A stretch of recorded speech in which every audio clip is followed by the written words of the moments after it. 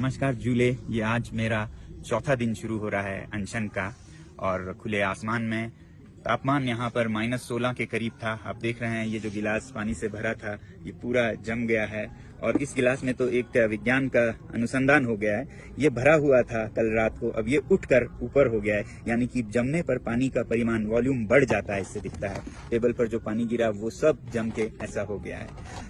ऐसे में हम अनशन कर रहे हैं, मगर सबसे हैरानी मुझे ये है कि आज तक जो मेन स्ट्रीम मीडिया है भारत की, उसने इस आंदोलन का जो उथल पुथल इस सीमा पर हो रही है इसका जरा भी जिक्र नहीं किया। सीमा पार से एक सीमा हैदर आती है तो उन पर सैकड़ों घंटे चर्चा होती है, मगर भारत, चीन और पाकिस्तान के सीमा पर लद्दाख, इस पर जीरो चर्चा है।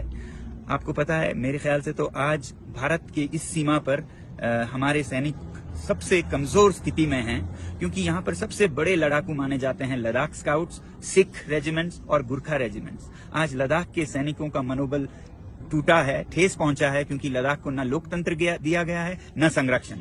और दूसरी तरफ सिख सैनिकों का मनोबल भी कमजोर है, क्योंकि जो पंजाब में आंदोलन हो रहे हैं उसका असर उन पे भी पड़ता है। और गुरखा सैनिक तो अग्निवीर के चलते 4 साल को वो नकार रहे हैं और वो अब उससे भी बुरा क्या हो रहा है कि चीन की सेना में भर्ती होने जा रहे हैं। तो वही सैनिक जो हमारे शक्ति थी, जिनके बारे में ये कहा जाता है कि अगर कोई कहे कि मुझे मरने से डर नहीं लगता तो वो या तो झूठ बोल रहा है या वो गुरखा है। आज वही गुरखा चीन की तरफ से हमसे लड़ेंगे। तो ऐसा उथल पुथल हो रहा है, मगर हमारी मेन स्ट्रीम मीडिया जरा भी चर्चा नहीं कर रही है। मेरी आपसे विनती है कि आप एक मीडिया बने और इन वीडियोस को शेयर करें और कहें इन हमारे भारत के मीडिया चैनल से, जो कि चौथी स्तंभ है, पिलर हैं डेमोक्रेसी के, कि वो अपना फर्ज निभाएं। मुझे नहीं समझ आता है वो रात को कैसे सोते होंगे इस तरह के दोगलापंथी में।